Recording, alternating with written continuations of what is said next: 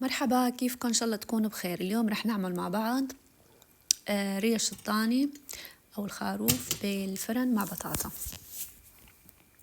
عندي هذا الصحن من الريش، بدي طبعا كان بالفريزر، أنا طلعته لحتى حل تلجه، وهلأ بدي أعمل له شطفة على السريع، لأنه الريش مثل ما بتعرفوا هي بقصقصوها بالمقص بالمنشار الكهرباء الخاص باللحمة، فبيطلع هيك بضل شقفة صغيرة من العظم، ناعمة يعني هي بتكون، فالأفضل أنها تنغسل يعني تنشطف دورة.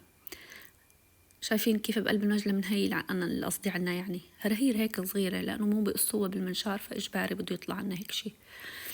بعمل لهم على كل حال أي نوع لحمة بيكون بالفريزر ما بيكون فريش جاي فريش من عند اللحم لازم ينشطف شطفة صغيرة بالمي. هيك خالصين.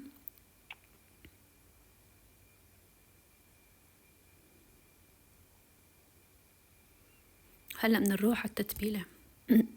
عندي هدول البصلتين حجم واحدة صغيرة واحدة حجم وسط تقريبا، يعني فيكم تحطوا بصلاية كبيرة أو مثل هدول البصلتين.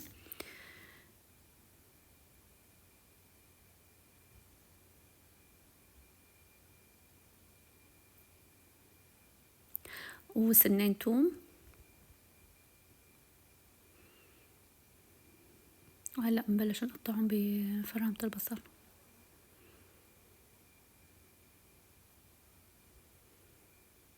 كمان البندورات، بتعرفوا البندورة هلأ مو موسمها، فهيك بتمقمق شوي مي بتطرى ما على السريع، تحسوا يعني بندورة بلاستيكية، ففي منهم هيك على جنب طريانين اجيت شلتهم. وقطعت سنين الثوم والبصل، وهلأ الفلفلة الحمراء، طبعا مو شرط تكون حمراء، اللي موجود عندكم حطوا. وهلأ بدي وإذا بتحبوا حد يعني قرن فلفلة هيك شوي حد فبيكون ممتاز، طيب الحد حسب رغبتكم. طحنوا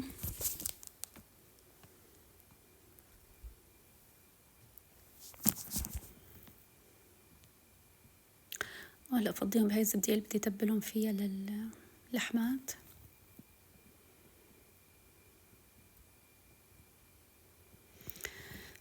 هذا زعتر أخضر عم بفرطه من العودة، وروزماري، هيك بيجوا بقات صغيرة موجودة بالمحلات، يعني هنا جايين سوا يعني مربوطين سوا من الكاوفلاند اشتريتهم يعني. فهلا عم فرفطهم هيك حاجة. هلا بنحط شوية روزماري كم عود. هاي الأعشاب هاي العطرية كتير طيبة، بتعطي طعم للحمة. وحتى إذا كنتوا مثلا عم تسلقوا فروج، عم تسلقوا لحمة، حطوا عود روزماري، بتعطي يعني بتقضي على الزنخة، ومفيدة أكيد. خلصت يعني أخذت الكمية اللي أنا بدي إياها، وهلأ بدنا نبلش بالتتبيلة. رح أحط معلقة خل أبيض كبيرة طبعا، معلقة صويا صوص كمان كبيرة، ومعلقة دبس رمان، كلهم نفس هاي المعلقة.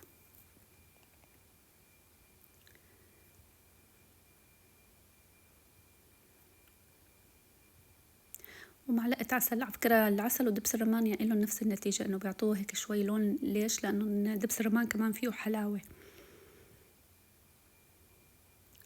وعندي حط رشة ريحان، أنا بحب أحط منه صراحة لهذا الأعشاب طيبة بالهي. هلأ رشة فلفل أسود، لا هلأ فلفل أسود، اللي قبلها كانت شو كانت، ورشة 7 بهارات هيل بتوقع، وفلفل هاي الشطة الحدة،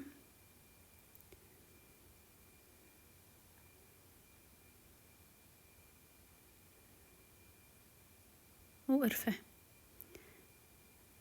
زنجبيل، يمكن حطيت لي رشة زنجبيل كمان. وهلا بحط ملح حسب الرغبة. طبعا البهارات فيكم تحطوا البهارات اللي انتم بتحبوها، مو ضروري انا يعني نسيت شو حطيت معناته انه خلص انتزعت الطبخة، لا. حطيت قرفة، وحطيت رشة هيل وزنجبيل و7 بهارات وفلفل اسود، ومعلقتين زيت نباتي، ما كترت لانه هي اللحمة مدهنة.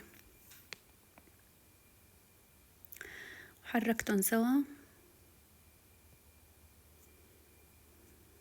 دقت حسيت انه بدهم ملح كمان، جيت رجعت زدتهم. هلا شوف شو رح اعمل، لانه انا ما كان عندي وقت انقعهم كتير، يعني انا قعدتهم بالتتبيله تقريبا شي ساعه بس، فصرت هيك اعمل ثقوب بالنص واحد بس، انه ثقب واحد بس، انه عشان سرع عمليه الطهي. طبعا اذا عاملين هالتتبيله من بالليل، انا كنت عندي فيديو مع حطيته على القناه طبعا، عامله فيه تتبيله الكباب والريش، بس ما انا ما طلعت طريقه الطبخ بس التتبيله، فكنت عملتهم من بالليل لتاني يوم طلعوا شغله، يعني حتى ما اخذوا وقت بالشوي. وهلا كمان يعني بهاي الطبخه كمان ما اكلوا وقت، صحنا قعدتهم بس ساعه، ما اكلوا كتير وقت. هلا بدنا نقشر البطاطا. طبعا فيكم تعملوها بدون بطاطا، فيكم تشووها بالفرن، تطبخوا جنبها كاستين رز او كاسة رز حسب يعني افراد العيلة. مثل ما بتكون. انا كان غدانا يمكن قبل بيوم فيه رز، لهيك اخترت انه احط معه بطاطا.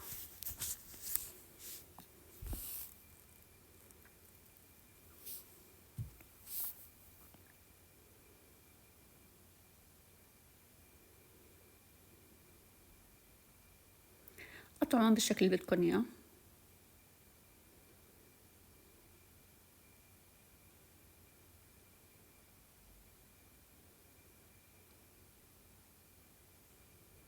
وهلا بشطفها شوي.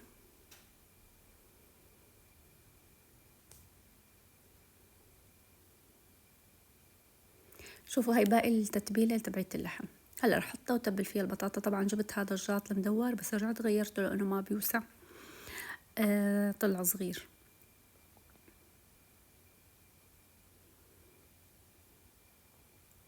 تبلت هيك البطاطات وبلش صف اللحمة، بس هلأ بكتشف الاكتشاف العظيم انه الجاط صغير، انه الكمية كبيرة. هذا الصحن اللحمة بيطلع له تقريبا 2 كيلو برياحة. فصلت معكم ورجعت جبت جاط كبير ورجعت رتبتهم هيك كمان. هذا قديش كبير حسيته انه ما ترتبوا منيح البطاطات لانه ما في مجال يعني، وهذا اكبر جاط عندي. كان فيني احطهم صينية الفرن بس قلت يلا خلص هلا بس يبلشوا ينطبخوا بتكش اللحمة.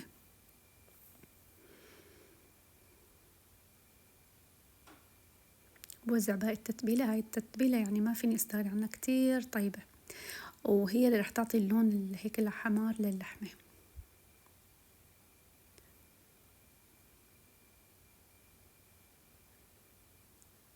طبعا انا مشغلة الفرن ومسخنته قبل. شوفوا هون جبت ورقة زبدة حطيت عليها شوية مي، حطوا عليها مي احسن ما بتحترق معكم، بتضل هيك ظريفة بتطوي معكم يعني شلون ما بدكم تفصلوها. بتعرفوا انتو جاطات البيركس صعب صعب صعب تتغطى بالقصدير.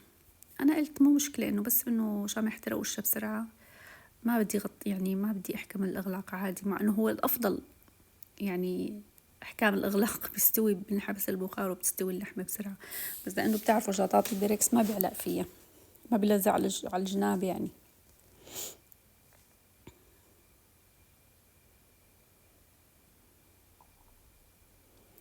هذا الفرن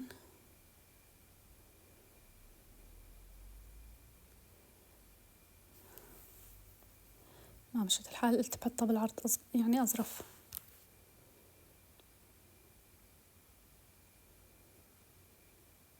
طبعا النار ماني مسترجية، مد ايدي سخن.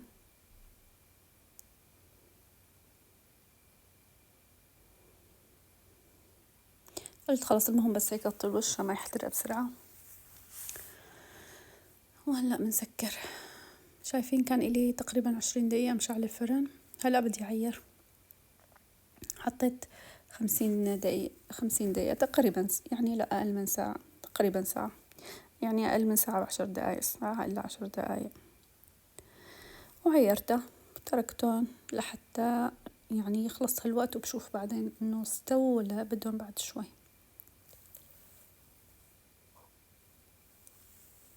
شايفين لسه في 16 دقيقة، راح نتركه هون. كان خالص زمر الفرن. هلا بدنا نشوف إذا استوى.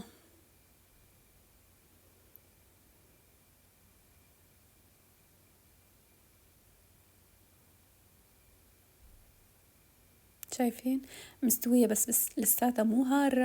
احنا ما بنحبها غير هار. يعني يمسك العظمة تنزل اللحمة، بس في ناس بتاكلها هيك هي مستوية تقريبا. بس أنا ماني مستحكمة بإيد واحدة، يعني بتعرفوا. رح أرجع أتركها كمان.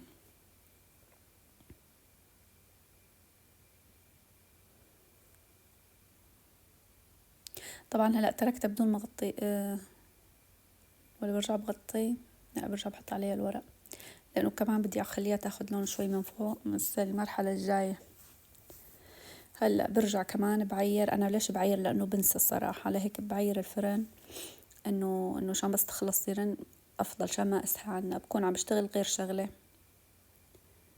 خليتها 25 دقيقة كمان. بس طبعا هلأ ما بتاخدها كلها، أنا بفتح قبل. شايفين أنا هون شلت الورقة بالنص، وأنا كنت مهدية النار يعني 25 دقيقة، بس مو الحرارة نفسها كانت 300، لأ نزلتها 200 تقريبا حتى يعني هيك تكتك على مهلة. شوفوا لي هاللون ليكو، شايفين كيف؟ هيك لازم. هيك كانت خالصة معنا، وهي النتيجة النهائية. وهذا كان غدانا لليوم. شايفين لازم بس تمسكوا اللحمة هيك تطلع العظمة عفوا، وإلا ما بتكون مستوية منيح. طبعا ما عملت معها لا سلطة ولا شي، عملت معها صحن شوربة خضرة لأنه كنا كلياتنا يعني حلقنا عم يوجعنا، فقلنا يلا شوربة الخضرة منيحة ودافية بالشتوية ومع ليمون وهيك. فهذا هو غدانا لليوم. إن شاء الله تكون طريقتي بهالتتبيلة إنه عجبتكن، جربوها وتكتبوا لي تعليقاتكن. وإذا عجبكن هالفيديو لا تنسوني باللايك والاشتراك، وبحبكن كتير، وسلام.